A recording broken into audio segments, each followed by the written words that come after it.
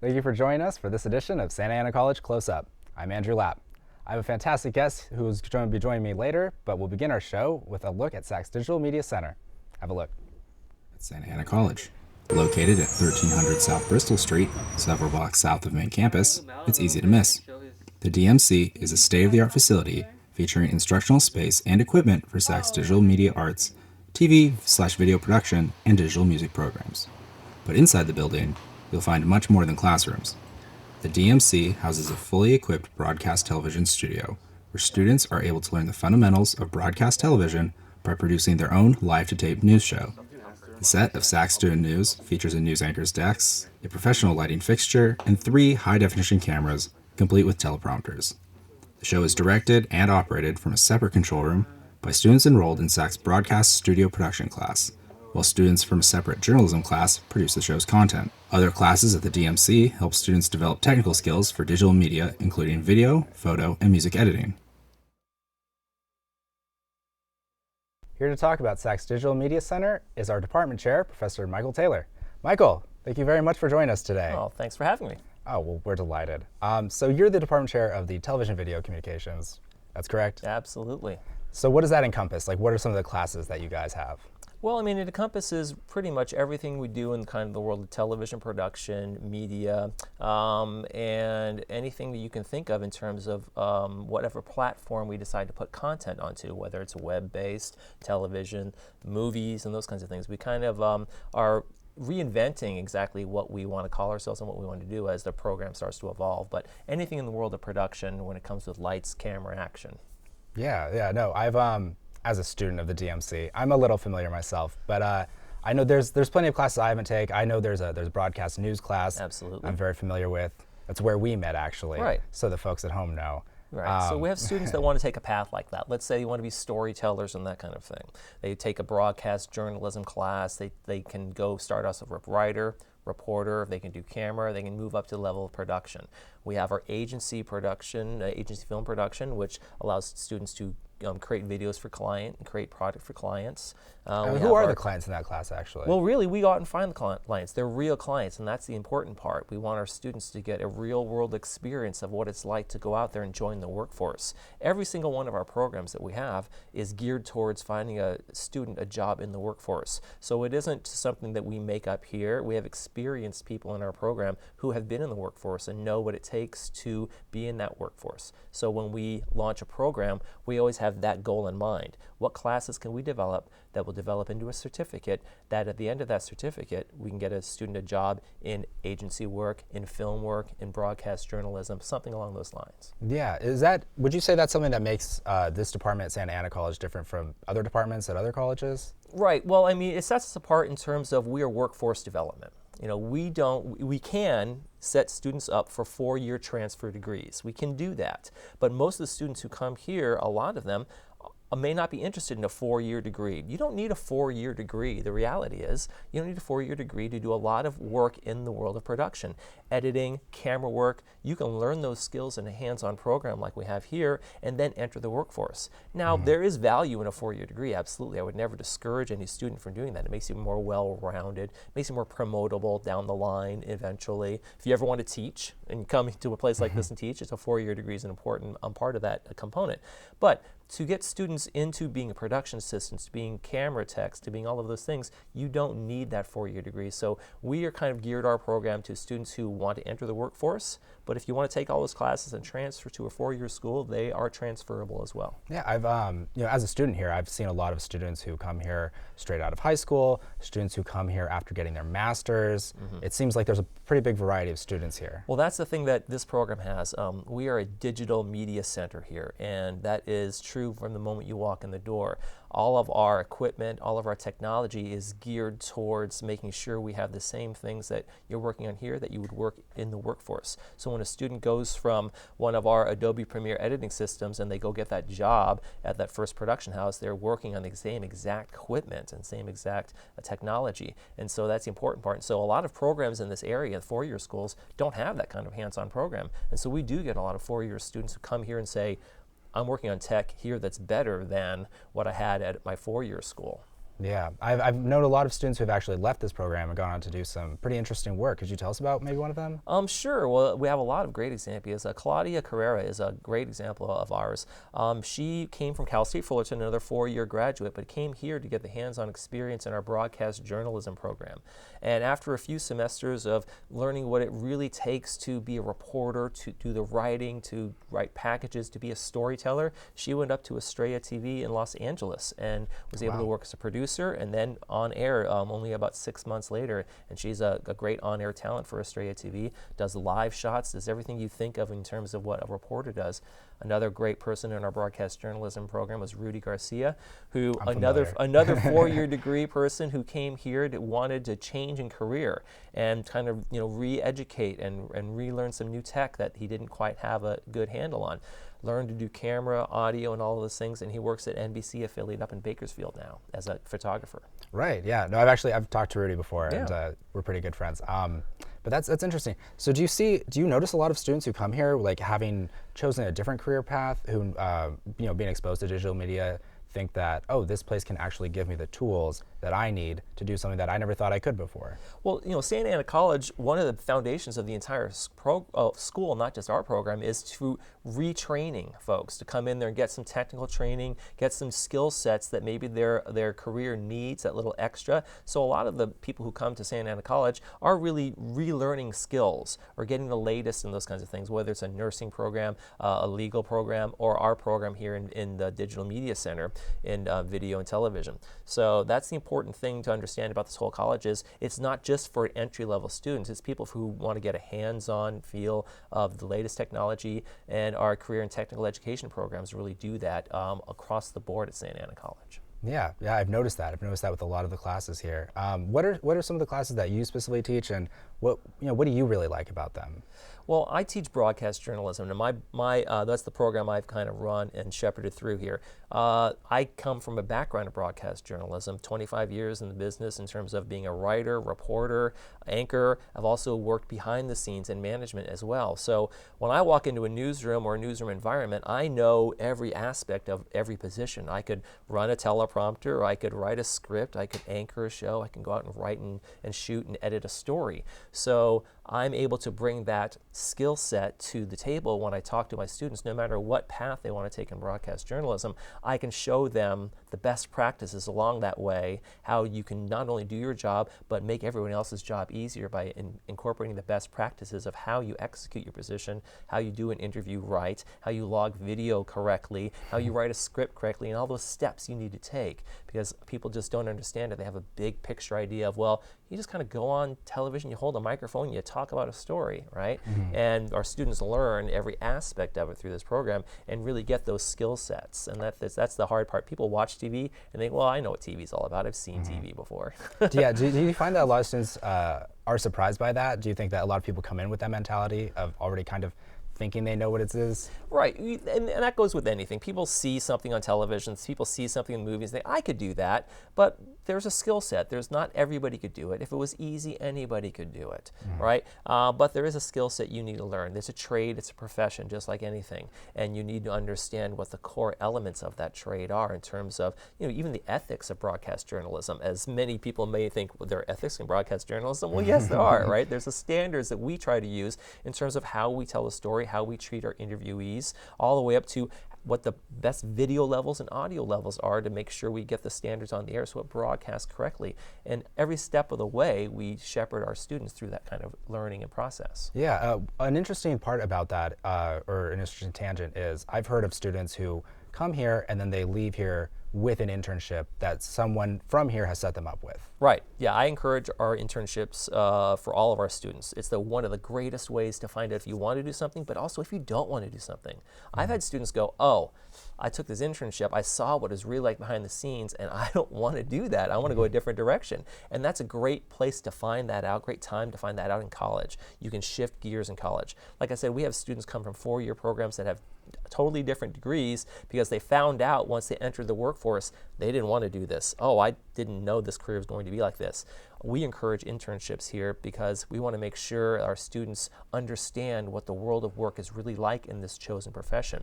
You have an idealized version of what you think it might be, and then you go out and actually do the job. And a lot of students in broadcast journalism think it's going to be fun to be on television.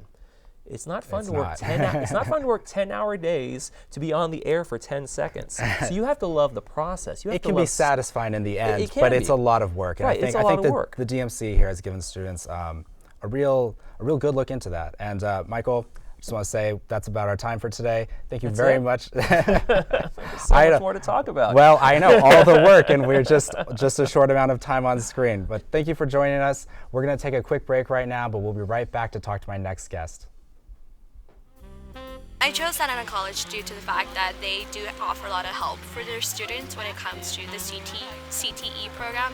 So I do want to get certificates, so that's a great help. Professors are here to like actually tell you like, hey, I'm here to help you. I chose to come to SAG because of the classes they offered, because no other community college offered the classes that I wanted to pursue my transfer to university. The MESA program, they like lend me books for like my chemistry, my bio, and the learning center. They help me so much. My favorite thing here is the people. I love the people here. You know, I think in the end of the day, I kind of metaphorically told myself, you know what? I'm here because I'm growing with the school. So when the school is done, you know, being constructed and whatnot, you know, it's kind of like me kind of being done growing and whatnot. So I kind of related a bit, you know?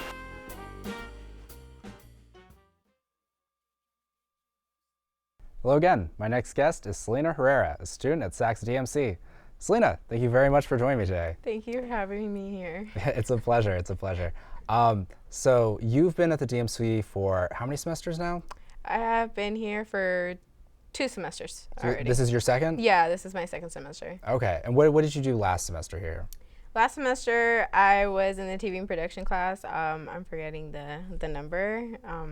The one where you got to, you know, Work in the studio. Yeah, production. work in the studio. Yes, in the master control room and all that. Yeah, but before that, I actually took before I even knew about the studio class, I actually took a class with Durham in the main Michael campus. Dermody. Yeah, Michael Yeah. Dermody at the main campus, SAC. And it was the class for TV, like the history of film from 1945 to the present. I enjoyed that class so much. It was fun. I was so entertained by that class because obviously we got to watch movies and it was free. Well, it was free. I mean, I'm not sure classes are free, but I understand what you mean. Yeah. You didn't have to buy a ticket. Yeah, a ticket to go watch the movies. And Right. they were really interesting movies, actually. One of the movies I will never forget is The Bicycle Thief. Beautiful movie. Loved it. It's a great film. It Yeah. is. It really is. After that, Durham had mentioned, you know, trying to recruit people to come to a particular class, the TV production class. And something like clicked in my head, and I was like, what is that? Like, what is that class? And I went to go talk to him, and he gave me a brief description of the class, of what you do here and all that. All right, so I decided to enroll in the class, and I came here. And the first day I came here, all I saw were cameras and the master control room, and I said, And switchboards and all that. like, oh gosh, this is so much technology. I'm really bad at using technology. Let me just tell you that right off the bat. If you tell me just to turn on the TV, I will literally sit there for 5 minutes or even 10 minutes just trying to figure out where do I turn it on, because do I have to plug it in, you know, stuff like that. But You can do apps. yeah, right? that, right? That's nice. Yeah, so when I came into the class, I was very terrified of everything. And, you know, Durham said, no, don't be terrified. Everybody's going to learn along the way. And it was true. I learned everything along the way. Yeah. And I became experienced at it. Maybe I forgot a little bit of it. Maybe I still have like a remembrance of some of the stuff, but Well, yeah. there's a lot of roles to fill here. You know, there's you know, you've got your camera work, your floor crew, you've got everyone who's in the control room. What were the roles that you kind of started on here?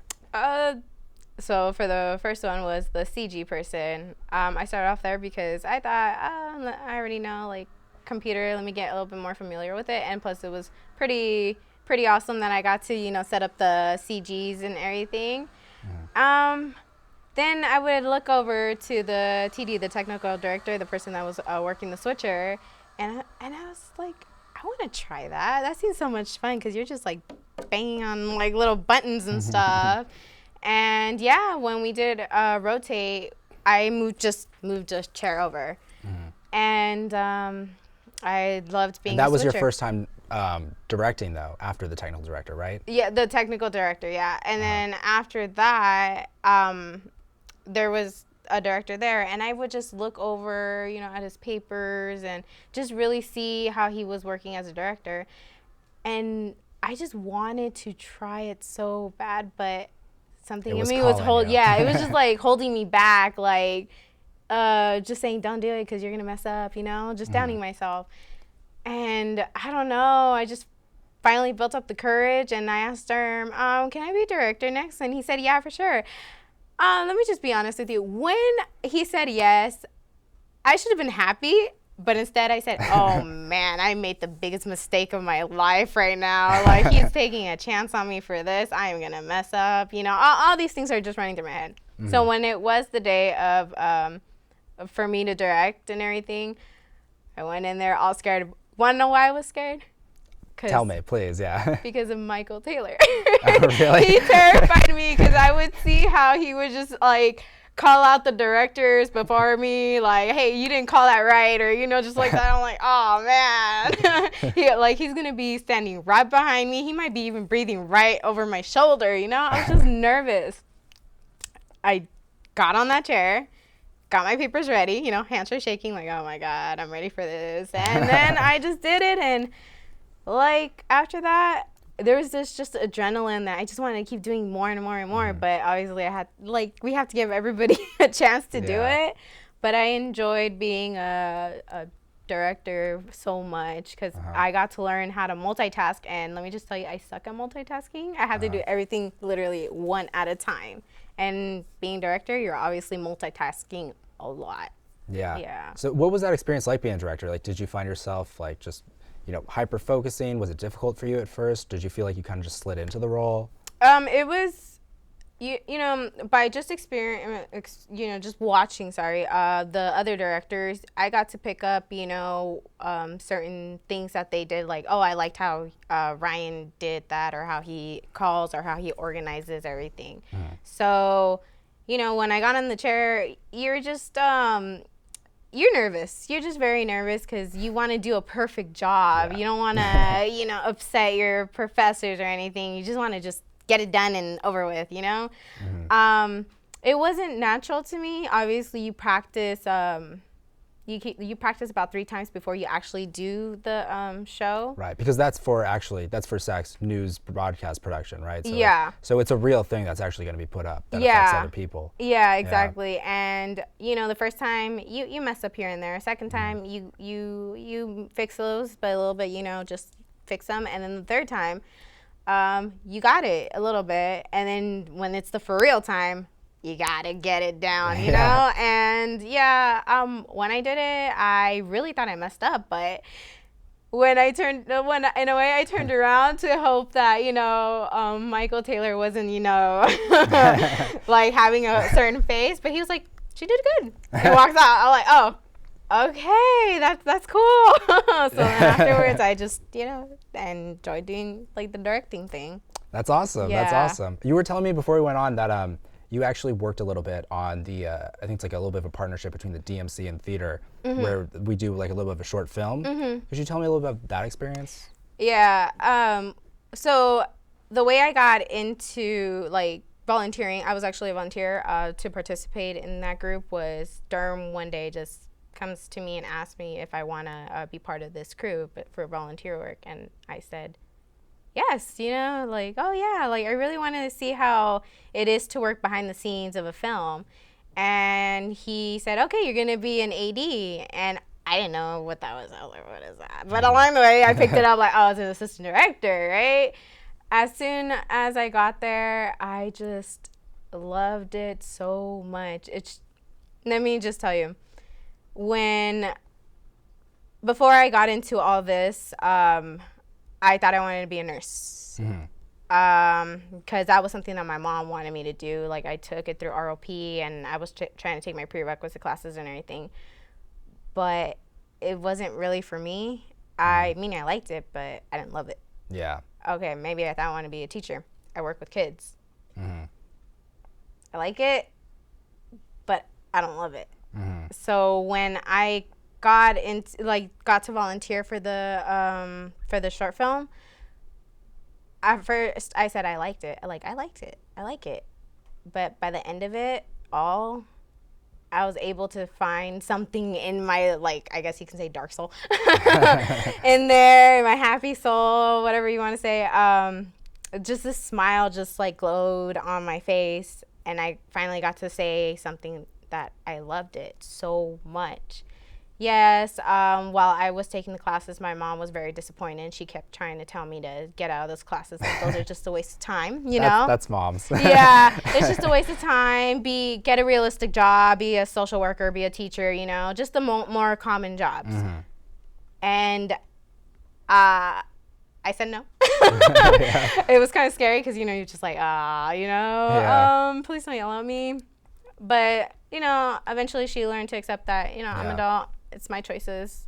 And I mean, working in this industry, it's a lot of work, but you know, the people who are willing to do it, they really love it. And that's what I really love personally about the DMC. Is you find a lot of students who, you know, have that same kind of mindset. They're willing to put in that work. Oh yeah, just me, I was just doubting everything of the choices I wanted to, like my career choices, because I didn't think I was capable of doing it, or I just didn't really like it. It's just like I didn't want to push myself to do something that I didn't like. And I was already pushing myself to be a teacher for like maybe teaching middle or elementary school, but it's just wasn't there.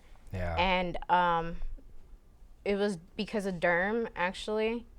In the beginning, he gives us like an introduction of who he is and everything, and there was a certain point in the PowerPoint where he said that he wasn't a straight A student. He dropped out of college. I could relate to him so much because I did drop out of college. I did because I was working 3 jobs. I was thinking money was more important than school because I don't know what I want to do. Why am I wasting my time in school?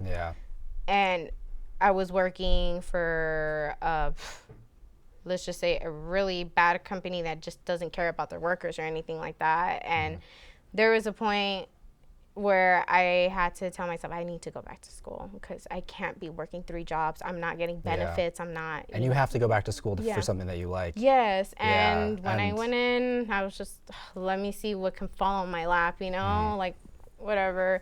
But when I took the class with Derm for the history of film, that certain point of the PowerPoint, I was able to relate to him, and I wanted to cry a little bit, but I'm like, I don't even know this teacher. He might just like think I'm weird for crying out of nowhere.